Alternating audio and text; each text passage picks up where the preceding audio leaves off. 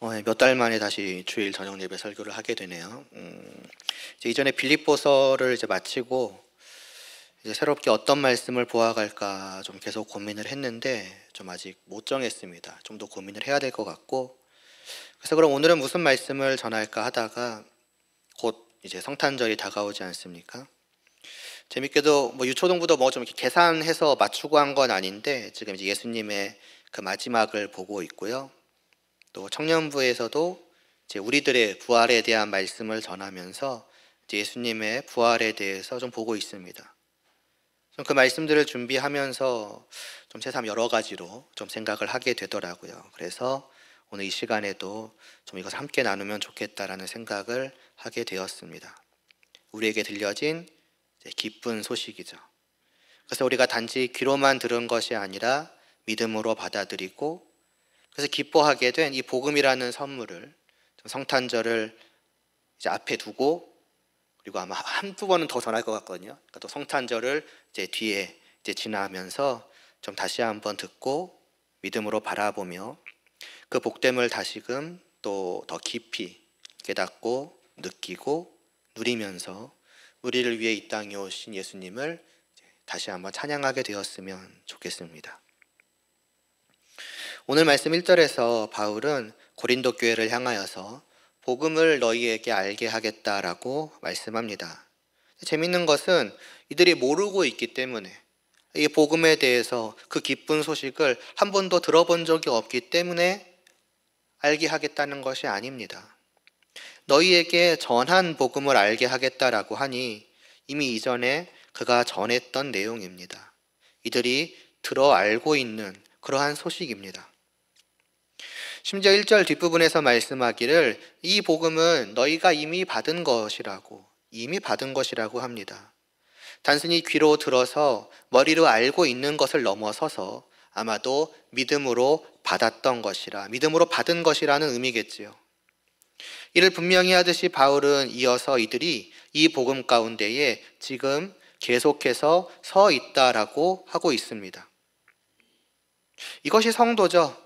성도는 복음 안에 서 있는 자들입니다. 혹은 뭐 복음 위에 서 있는 자들이라고 표현을 해도 좋을 것 같습니다. 그를 한 사람 혹은 한 명의 죄인이 아니라 한 명의 성도로서 2절에서 말씀하듯 구원받은 자로 서 있게 만드는 것은 다른 것이 아니라 복음입니다. 달리 말하자면은 로마서 5장 1, 2절은 우리가 믿음으로 서 있는 이 자리가 하나님과 화평을 누리는 자리요, 또 하나님의 영광을 바라고 즐거워하는 자리라고 말씀을 합니다. 곧 우리를 하나님 앞에 서 있게 만드는 것입니다. 하나님을 마주할 수 있도록, 또 마주 볼 수 있도록 만든다고 표현을 해도 좋을 것 같습니다. 이것이 얼마나 놀라운 일입니까? 이것은 있을 수가 없는 일입니다. 왜냐하면 우리는 본래 결코 하나님 앞에 서 있을 수 없는 자들이기 때문입니다. 그분을 마주한 순간 설령 이 세상에서 가장 고귀한 독보적인 위치에 있는 자여서 모든 사람을 그 아래에 내리 깔고 보며 홀로 고개를 뻣뻣이 쳐들었던 자라고 할지라도, 그런 사람이 있다면 말이지요. 그런 신분이 정말로 있다면 말이지요. 그러나 그런 사람이라고 할지라도 하나님 앞에 서는 순간 그 뻣뻣하게 쳐들었던, 위로 올리고 도무지 내려올 줄 몰랐던 그 고개를 순식간에 아래로 내리 깔게 될 것이고, 다만 고개만 그러하는 것이 아니라 그저 그 자리에 털썩 주저앉아 무릎을 꿇고 고개를 바닥에 쳐박고 감히 그 고개를 들 생각조차도 못하고 벌벌 떨게 될 것입니다. 왜냐하면 하나님은 자기가 높다 여겼던 그 높음과 비교할 수 없는 저 높은 하늘 위에 계시는 창조주요, 우리는 저 아래 땅에 있는 피조물이기 때문입니다. 심지어는 그뿐만이 아니라 우리는 죄인이기 때문에 그분을 마주한다는 것은 곧 죄인을 향한 그분의 무서운 진노와 저주와 말하자면 심판을, 그 죄인을 향한 하나님의 그 무시무시한 말하자면 얼굴을 마주한다는 것과 같기 때문입니다. 그러니 바라볼래야 바라볼 수가 없지요. 그게 한 사람이고 한 명의 죄인인 것입니다. 그런데 그런 우리가 감히 하나님 앞에 서 있을 수 있게 된 것이죠. 하나님을 마주하면서도 조금의 두려움도 없게 된 것입니다. 왜냐하면 하나님과 화평한 평화로운 관계가 되었기 때문입니다. 하나님은 내게 모든 진노를 거두시고 오직 사랑의 미소로 나를 바라보고 계시기 때문입니다. 그리고 나 또한 그 마주한 나를 사랑스럽게 바라보시는 그 하나님의 눈부신 영광을 자신 있게 마주보며 황홀해하며 기뻐합니다. 왜냐하면 저 하나님의 전부가 곧 나의 소유요 내가 누릴 것이기 때문입니다. 말이 안 되는 이 일이 어떻게 일어날 수 있었습니까? 내가 복음 안에 있기 때문입니다. 하나님을 마주할 수 있는, 말하자면은 제가 이 서 있는 이 굳건한 발판 위에, 굳건한 토대 위에 내가 있기 때문입니다. 거꾸로 말하면 이 안을 벗어나는 순간, 그리고 이 토대 위에서, 이 바닥 위에서 한 발을 내딛는 순간 내가 서 있을 곳은 없습니다. 그 즉시 우리는 하나님의 진노 아래 무릎을 꿇고 벌벌 떠는 그 무시무시한 두려움과 비참함의 나락으로 떨어질 뿐입니다. 사실 앞서 말씀드렸던 그것은 떨어진다기보다는 본래 우리가 있던 우리 죄인에게 어울리는 자리이지요. 그런 우리를 저 높이 계신 그 영광 되신 하늘의 하나님 앞에 서게 만드는 것이 복음이니 이 소식을 어떻게 복음 외에 다른 말로, 정말 기쁘고 복된 소식이라는 말 외에 다른 무엇으로 표현할 수가 있겠습니까? 물론 이 기쁜 소식은 다만 귀로 듣는다고 되는 것은 아니지요. 받아야 됩니다. 그 안으로 들어가야 되며 그 위에 올라서야 됩니다. 말하자면 이 발판 위에 서듯이 말이지요. 그렇게 만드는 것이 믿음입니다. 그래서 앞서 본 로마서 5장 2절은 우리가 믿음으로 이 자리에 서 있다라고 말씀하는 것이며, 고린도전서 15장에서도 오늘 우리가 읽지는 않았지만 뒤에 11절에서 바울은 너희도 우리가 전한 그 복음을 믿었느니라고 말씀하는 것입니다. 이것이 성도입니다. 그리고 우리가 바로 이런 성도죠. 계속해서 말씀을 전하기에 앞서서 먼저 이 부분을 잠시 짚고 넘어가는 것도 좋을 것 같습니다. 우리가 바로 이런 성도입니까? 다르게 말하면 진실로 우리는 서 있는 자들입니까? 서 있다면 어디 앞에 서 있는 자입니까? 과연 정말로 하나님 앞에, 정말로 우리는 서서 하나님을 바라보는 그 자리에서 아주 하나님을 바라보며 환하게 웃을 수 있는 그러한 사람들입니까? 청년들에게는 종종 그 우리 앞에 펼쳐져 있는 풍경이 있다.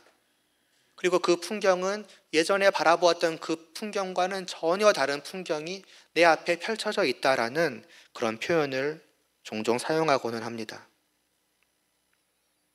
하나님 앞에 서 있다는 것, 내가 선 자리가 정말로 그러하다는 것은 말 그대로 지금 내 눈앞에 이 펼쳐진 풍경이, 곧 내 눈앞에 보여지고 있는 것이 곧 하나님과 그분의 영광이라는 것을 의미합니다.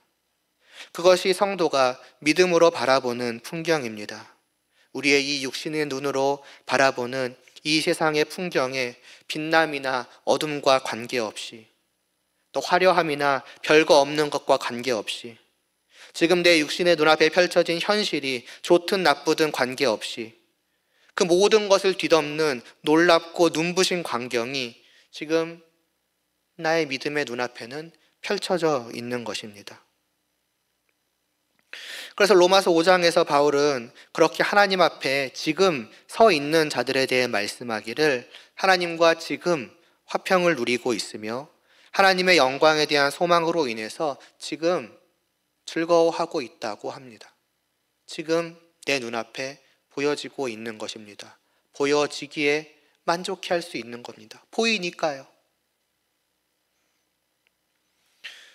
물론 그때그때 우리의 믿음의 상태에 따라서, 그러니까 우리가 마치 희미하게 눈을 뜨거나 아니면 거의 눈을 감고 있다시피 해서 우리가 보아야 할 그 놀라운 풍경이 희미하게 보이거나 거의 잘 안 보이고는, 아니, 못 보고는이라는 표현이 좀 더 맞을까요? 때로는 못 보고는 할 때도 있기는 하지만, 그러나 우리가 성도라면 우리는 분명히 이를 보는 자들인 것이며, 보는 만큼 기뻐하고 행복해하고 그 놀라운 광경에 말 그대로 놀라워하며 이것을 볼 수 있다는 걸로 인하여서 벅찬 마음으로 살아가는 자들일 것입니다. 그래야 하고요. 그래서 다시 여쭙니다. 과연 우리는 서 있는 자인가? 정말로 내가 서 있다고 하면 어디 앞에 서 있는 자인가? 내가 서서 앞을 바라보는 그 내 눈앞에 펼쳐져 있는 풍경은 무엇입니까? 돌아보니 어느덧 하나님과 하나님의 영광은 너무나도 희미해져서 그 내 육신의 눈에 비추이는 더 빛나는 혹은 더 어두운 것에 시선을 빼앗기고, 또 내 마음이 믿음으로 바라보는 그 풍경으로 인해 마땅히 누려야 하는 그러한 기쁨과 행복과 놀라움과 벅참을 빼앗겨 버리고 있지는 않는지요. 그래서 어느새 그저 눈앞의 현실이 나의 기쁨과 나의 슬픔과 나의 행복과 나의 괴로움을 오직 좌지우지하고 있노라면은, 그런즉 선줄로 생각하는 자는 넘어질까 조심하라 하였던 그 고린도전서 10장 12절의 말씀을 기억해야 하겠습니다. 내 스스로는 분명히 나는 성도로 지금 서 있다라고, 성도로서 살아가고 있다라고 생각하고 있을지 모르나 어느새 나는 그 자리에 말 그대로 넘어져 있는지도 모릅니다. 왜냐하면 마땅히 봐야 하는 것을 못 보고 있으니까요. 앞을 바라보고 하나님을 바라보고 하나님의 영광을 봐야 하는데, 고개를 바닥에 이렇게 하고 아래를 바라보고 여기에 온통 시선이 빼앗겨 여기에 나의 모든 감정을 사로잡게 만들어 놓고 있으니까요. 그러면 넘어져 있는 자가 아니겠습니까? 만일 그렇다면 우리는 고개를 들고 다시 일어서기 위해서 힘써야 할 것이고, 주님께서 나를 다시 일으켜 세우셔서 하나님을 바라보게 하여 주시기를 구해야 할 것입니다. 물론 우리는 살아가는 가운데 많은 기도의 제목이 있을 것이고, 정말 하나님께 시급히 구하고자 하는 우선순위들이 분명히 있을 것이지만은, 그러나 어쩌면 지금 당장 나에게 제일로 시급한 것은 다른 무엇보다도 말 그대로 서 있는 것, 성도로서 고개를 들고 앞을 바라보고 그래서 내 앞에 분명히 계시는 그 하나님을 바라보는 것은 아닐런지요. 왜냐하면 말해 무엇 하겠습니까? 그보다 더 복된 것은 없기 때문입니다.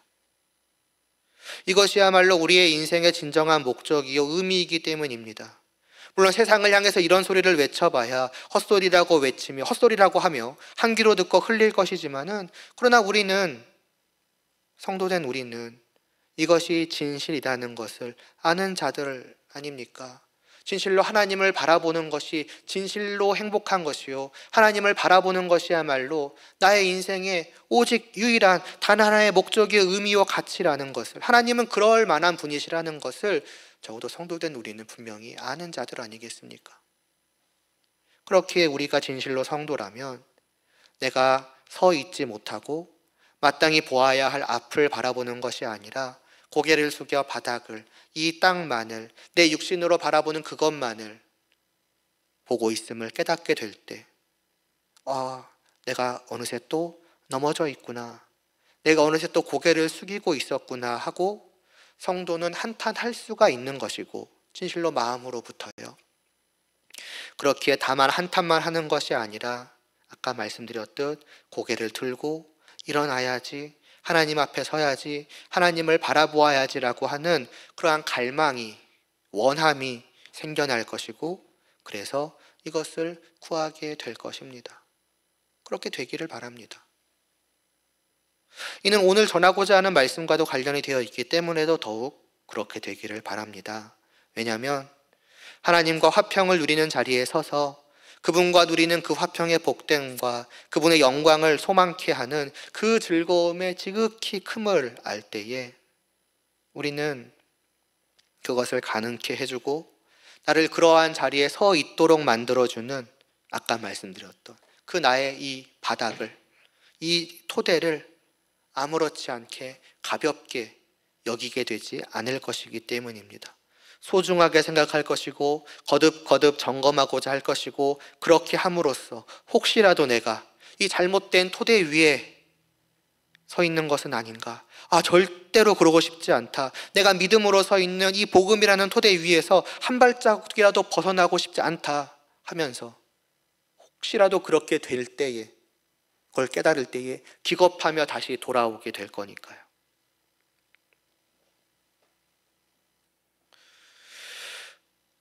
성도들에게, 그러니까 1절에서 말씀하였듯 이미 복음을 들었고 이미 믿음으로 받았으며, 그래서 지금 그 복음 안에 서 있는 자들을 향하여서 바울은 다시 한번 복음을 전하고 있습니다. 그 내용이 무엇인지, 그들이 그리고 자신들이 무엇을 믿는지를 다시 한번 알게 하고 있습니다. 다시 말해 그들이 어디에 지금 서 있는지, 그리고 서 있어야 하는지를 말입니다. 왜 이겠습니까? 이들이 모르는 것도 아니고 믿지 않는 것도 아닌데 말입니다. 이유는 그거 아니겠습니까? 중요하니까요. 중요하다는 말로도 부족할 정도로 중요하니까요. 정말로 복음이 나를 하나님 앞에 서게 만드는 것이라면은, 그리고 더 나아가서는 오직 복음이 나를 하나님 앞에 서 있을 수 있게 만드는 토대라면은, 아무리 점검하고 또 점검해도 부족하지 않겠습니까? 앞서 말씀드렸듯 오직 이것만이 내가 서 있을 수 있는 토대라면, 이것을 벗어나는 순간 끝인 것입니다. 오직 이것만이 나를 하나님을 바라보게 만드는 지극한 행복을 누리게 만드는 것이라면, 이 밖을 벗어나는 순간 그 빛났던 모든 행복은 순식간에 사라지고 비참한 나락으로 떨어질 것인데요. 다시 한번 앞서 말씀드렸던 그 고린도전서 10장 12절의 말씀을 우리는 거듭 생각해 볼 만합니다. 그런즉 선줄로 생각하는 자는 넘어질까 조심하라고요. 물론 이 말씀은 넘어짐에 대한 문제이지 구원받지 못하는 것에 대해 말씀하는 것은 아닐지 모릅니다만, 그러나 충분히 이 상황과 연결해서도 마음 깊이 새겨야 할 말씀이 아닐까 싶습니다. 구원을 받은 자이지만 때때로 온전히 서 있지 못하고 넘어질 수 있다는 점에서조차도 자신의 그 서 있다는 것을 자신하지 말고 조심하라고 하였다면은, 애시당초 정말로 서 있는 게 아닐 수도 있는 문제라면은, 그건 더더욱 조심하고 더더욱 살펴야 하지 않겠습니까? 애초에 나는 분명히 하나님 앞에 서 있다고 생각을 하나 그것이 그저 나의 착각이라면요, 나는 저 위에 서 있는 것이라면요, 나는 복음을 믿고 지금 이 복음 안에 이 위에 있다라고 확신하였으나 알고 보니 저곳에 나는 있었다면요. 오늘 말씀 1절에서 이어지는 2절의 사도는 의미심장한 말씀을 하고 있습니다.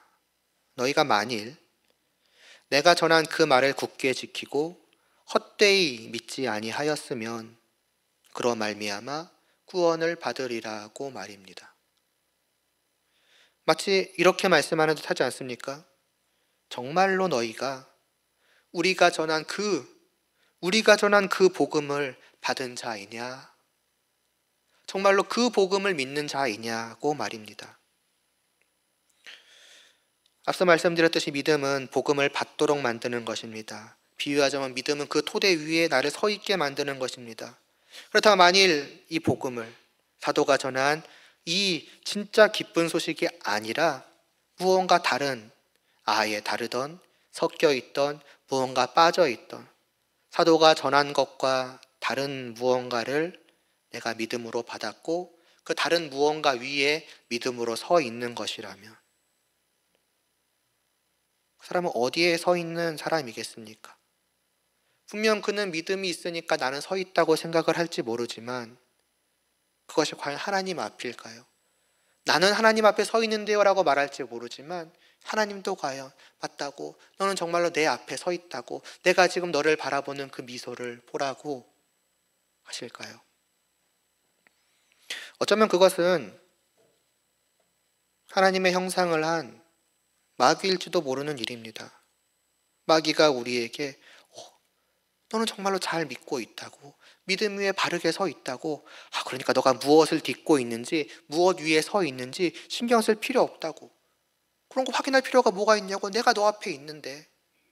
너는 분명한 성도라고 하면서 날마다 우리를 다독이고 부추기고 오직 그 다른 토대 위에 서서 그냥 자기만을 바라보도록 하면서 그것이 하나님을 바라보고 있는 것이라고 확신하는 가운데 살도록 이끌고 있는 것일지도 모릅니다. 물론 어떤 우리의 토대, 믿음의 내용, 곧 복음의 내용을 점검하는 것의 중요성을 이제 강조하기 위해서 어쩌면 이렇게까지 조금은 심각하게 말씀을 드렸습니다마는, 그러나 오늘 말씀에서 사도가 이들의 성도됨을 부정하거나 이들의 성도됨을 의심하는 것은 아닐 것입니다. 이미 1절에서 분명하게 말씀하고 있으니까요. 너희는 우리가 전한 복음을 믿음으로 받았고 그 안에 있는 자라고 말입니다. 저 또한 이 시간 어떤 우리의 믿음이나 우리의 성도됨을 부정하거나 의심해서 이 말씀을 전하려는 것은 아닙니다. 진실로 성도가 자기를 성도되게 만든 그 복음을 믿는다면은, 그래서 그 기쁜 소식을 분명하게 받은 자요, 그 기쁜 소식 안에, 그 기쁜 소식 위에 서 있는 자라면은 어떻게 서 있어야 하는가, 그가 서 있는 그 모습 혹은 그가 서 있는 그 자세, 마음은 어떠할 것인가에 대해서 말씀을 드리려고 하는 것입니다. 이렇게 말씀을 드리면 쉽게 잘 감이 안 오시겠죠. 정말 쉽고 유치하게 말씀을 드리자면은, 그냥 말 그대로 놀라운 선물을 받았다면은 어떠하겠습니까? 곧 이제 25일이니까 크리스마스죠. 산타 할아버지가 놀라운 선물을 들고 찾아와서 내게 준다면 그걸 받은 아이는 어떻게 하겠습니까? 두근거리는 마음으로 재빨리 달려가서 받을 것이고, 받은 선물 상자를 잽싸게 열고 그 안에 담긴 선물을 온전히 꺼낼 것이고, 그것을 이리 보고 저리 보며 그 전부를 온전히 누릴 것입니다. 그것이 책이라면 표지만 보고 덮는 것이 아니라 처음부터 끝까지 하나하나 집중해서 기쁘고 즐겁게 읽을 것이고, 그것이 케이크라면 겉에만 한 입 먹고 끝내버리는 것이 아니라 속까지 깨끗하게 바닥까지 싹싹 긁어서 다 먹을 것이고, 조립하는 장난감이라면 대충 몇 군데만 조립하고 끝내는 것이 아니라 완전히 다 조립해서 그것을 감상하고 그것을 움직이며 즐기겠죠. 만일 선물로 받은 책을 겉표지만 읽고 덮어버리거나 케이크를 그냥 겉에만 한 입 살짝 핥아먹고 다 먹은 것처럼 생각을 하거나, 조립하는 장난감을 대충, 그것도 제대로도 아니고 엉망진창으로 조립하고서 그냥 멋지다고 좋다고 하고 있으면 그것을 바라보는 산타 할아버지의 심정은 어떻겠습니까? 선물을 받았는데 제대로 누리지를 못하고 오히려 잘못 누리고 있는 것이 얼마나 아깝습니까? 선물을 준 게 아깝다는 게 아니라 더 누릴 수 있고 제대로 누릴 수 있는데 내가 준 선물은 겨우 그런 게 아닌데 하는 마음으로 안타까워하는 거죠. 이 고린도 교회의 상황은 그렇게 그냥 아깝고 그냥 안타까운 것보다는 좀 더 심각했습니다. 그들은 분명히 복음을 믿었습니다. 그런데 그 안에 담겨진 의미를 충분히 알지는 못했습니다. 그러니 제대로 누리지 못했죠. 그들은 주님의 부활을 분명히 믿었습니다. 그런데 자기들의 부활은 믿지 못했습니다. 물론 모두가 그렇지는 않았겠죠. 그러나 그러한 자들이 분명히 교회 안에 있었습니다. 이 땅에서의 삶이 전부라고 주님의 부활을 믿으면서도 그리 여기는 자들이 있었습니다. 그래서 19절에서 바울은 말씀하였던 것입니다. 만일 정말로 그렇다면 이 땅에서의 삶이 복음이 주는 기쁜 소식의 전부라고 한다면 우리는 모든 사람들 중에서 더욱 불쌍한 자이다라고 말입니다. 그래서 바울은 이 15장을 통해서 다시 한번 이들에게 전한 복음을, 이들이 믿고 있는 그것을, 이들이 서 있는 그 토대가 무엇인지를 알게 하는 것으로부터 시작하여서 그 안에 담겨져 있는 의미를, 너희가 정말로 이 복음 위에 서 있는 것이라면 너희는 어떠해야 하는지를, 그 가운데서 무엇을 받아 누리며 그로 인해 너희 안에 갖게 될 그러한 마음들, 감정들, 생각들, 자세들, 그것이 어떠한 것인지를 알게 하고 그들이 이 복음을 받음으로써 마땅히 누려야 하는 거기까지 이들을 이끌고 가려는 것입니다. 부활로만 한정해서 말씀을 드리자면 바울은 마치 이런 식으로 말씀하는 거죠. 너희가 지금 서 있는 그 자리는 그 앞에 그냥 다만 눈에 보이는 이 땅의 삶이 펼쳐져 있는 것이 아니다. 너희의 눈 앞에는 영원한 그 부활의 삶이 펼쳐져 있다. 그럴 수밖에 없지 않느냐? 너희가 받은 것이 무엇이냐? 너희가 서 있는 그 복음의 토대가 무엇이냐? 바로 주님의 부활 아니냐? 주님의 부활 안으로 들어온 너희 앞에 보여질 풍경은 너희들 자신의 부활 외에 다른 것일 수가 없지 않겠느냐? 저 눈앞에 너희가 기뻐할 참된 것이 있으며 고개를 숙인 이 아래에 이 땅에 있는 것이 아닌데 어떻게 아래를 보고 이 땅의 삶만을 바라보며 나는 여기만을 보고 있으니까 이게 전부라고, 이 땅의 삶이 전부라고 기뻐할 수 있겠느냐고 말입니다. 고개를 숙이고 바닥을 바라보면서 어떻게 내가 성도로 똑바로 서서 저 앞을 바라보고 있다고 생각하느냐? 고개를 들어서 앞을 보라고 말씀하는 것입니다. 그 앞은 분명히 이 땅에서의 삶으로 끝나는 그 풍경이 아니라는 것입니다. 그건 기쁜 소식에 담겨 있는 기쁨과는 많이 다른 것이지요. 이건 좀 심한데 싶으십니까? 그러니까 이 고린도 교회의 상황들이요. 어떻게 성도의 부활을 믿지 못할 수 있냐 이렇게 생각하실지도 모릅니다. 그러나 어쩌면 우리도 실질적으로는 다르지 않을지도 모릅니다. 우리의 부활이 있다고 분명히 생각은 하지만 그러나 없는 것처럼 살아갈 수 있거든요.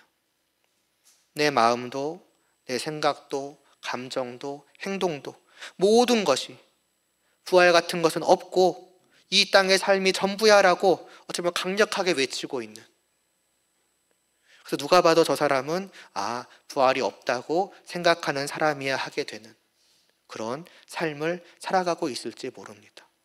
그러니까 입으로 꺼내는 이 단어만 나는 부활이 있다라고 분명히 확신해라고 말은 있지만 내 눈빛도, 내 속마음도, 내 살아가는 모든 것도 아니라고, 부활 같은 것은 없다고, 내가 그러고 있을지도 모른다는 거죠.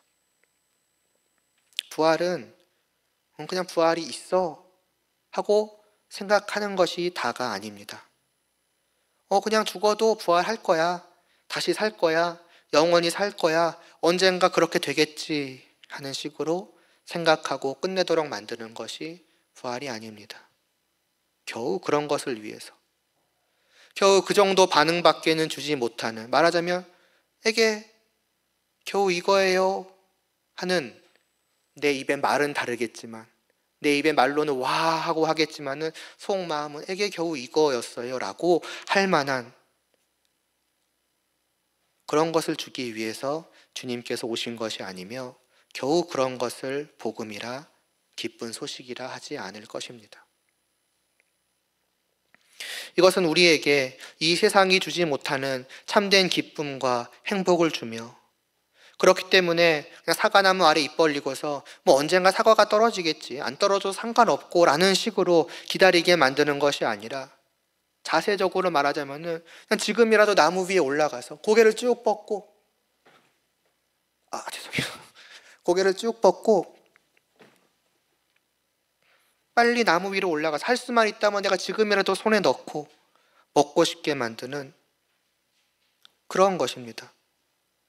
다른 모든 것을 어떻게 보면 관심을 끄고, 관심이 가지지가 않고 내 마음도, 내 생각도, 감정도, 행동도 말 그대로 오직 그것만을 바라게 되는, 그것이 복음이고 그것이 우리의 부활이라는 것입니다. 더 구체적인 것은 다음 시간쯤에 말씀드리겠지만, 여하튼 이러한 반응이, 이러한 자세가 없다면, 곧 부활을 대하는 우리의 마음 말이죠, 우리의 자세 말이죠. 입으로는 부활을 말하지만은 그 정도로 막 이렇게 해서 볼만한 건 아니야 라고 생각하는, 언젠가 오겠지 뭐 라는 식으로 그냥 아예 고개를 딴 곳으로 바라보게 만드는 그런 것이 부활이 아니라는 것입니다.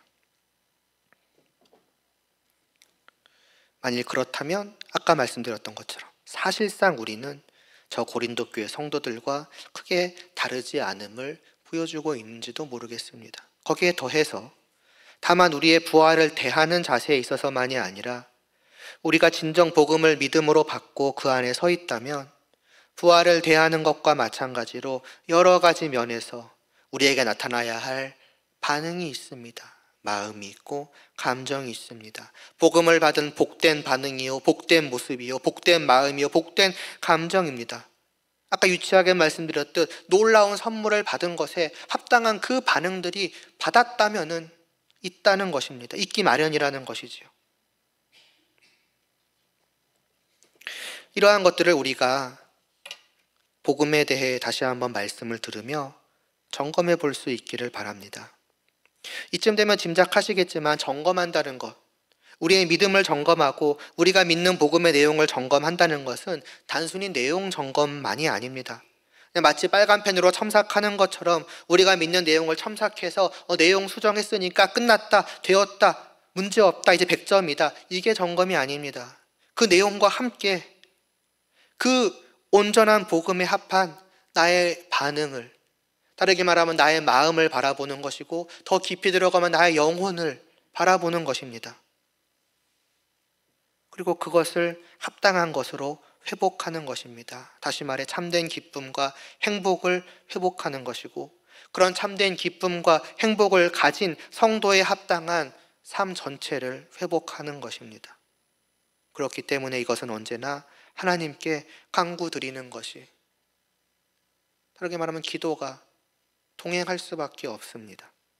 왜냐하면 내용을 잘 알게 되는 것은 저나 여러분의 노력으로 어느 정도 되는 일이지만은 그것을 믿음으로 받는 것과 그 믿음을 회복하는 것과 내 감정이 말 그대로 다시 살아나서 숨 쉬는 것, 그래서 그것이 나의 삶으로까지 이어지는 이것은 우리를 붙드시는 하나님의 은혜로만 가능한 것이기 때문이죠. 그러면 내용의 점검과 함께 과연 그 내용이 합당한 반응이 내 안에 있는가를 살펴야 되고, 그것이 없다면은 앞서 말씀드렸던 것처럼 어찌 보면 다른 많은 기도의 제목이 있을지 모르지만은 나에게 있어서 진정 시급한 것은 바로 여기에 대한 나의 마음과 감정과 영혼의 회복이 아니었는가라는 생각을 하게 되는 것이고, 그렇기 때문에 그 시급한 것을 하나님께 구하게 되는 것이죠. 오늘은 이런 내용을 보아가기 위한 어쩌면 서론격의 말씀이 되어버렸는데, 과연 내가 믿는 바 복음을 다시 한번 들어야겠다, 당연하게 아는데 뭘, 이러는 마음이 아니라 정말 내가 점검해보지 않으면 안 되겠구나, 내용도 그렇지만 나의 마음과 나의 영혼을 다시 한번 살펴보지 않으면 안 되겠구나라는 그런 그러니까 필요성을 느끼게 되는 시간이 되었기를 바라고, 어떻게 보면 그렇게 다시 한번 듣고 알아야겠다라고 하는, 앞으로 쭉 이 말씀을 바라보는 이러한 자세를 그대로 가지고서 다음 시간에 이어서 이 복음에 대한 말씀을 함께 보아갔으면 합니다. 기도드리시겠습니다. 하나님 아버지, 진실로 복음을 믿음으로 서 있는 우리는 이 내가 서 있는 이 자리에서 무엇을 바라보고 있는지요? 내 눈앞에 믿음으로 펼쳐진 그 풍경은 과연 무엇인지요? 하나님과 하나님의 영광과 더 나아가서 그 하나님과 영원히 함께하는 우리의 부활에 대한 그 마음만이 우리를 가득 채우고, 그것을 너무나도 하루빨리 온전히 누리고 싶어서 고개를 쭉 앞으로 빼내미는 그러한 마음과 자세가 과연 우리 안에 있는지요? 이러한 복음을 주신 것에 어찌할 바를 몰라 감격하고 기뻐하며 즐거워하는 또 그런 마음, 그러한 감정들이 과연 우리 안에 있는지요? 오늘 이 말씀을 통해서 다시 한번 우리가 어디에 서 있는 자요, 이곳에 서 있다면 우리가 어떠해야 할지를 돌아보게 하여 주시옵시고, 우리가 수없이 들어 너무나도 잘 알고 있을 그 복음에 대해서 다시 한번 듣고 돌아보고 점검하지 않으면 안 되겠구나라는 그러한 마음을 정말 갈망하는 그 마음을 저희에게 허락하여 주시옵소서. 이러한 마음으로 저희가 또 다음 시간에 이어 말씀을 들을 때에 그 복음을 받는 기쁨이 우리 안에 온전히 회복케 하여 주시옵시고, 부활을 향한 참된 소망이 나의 마음과 생각과 모든 것을 사로잡을 수 있도록 은혜를 베풀어 주시옵소서. 예수님의 이름으로 기도드리옵나이다. 아멘.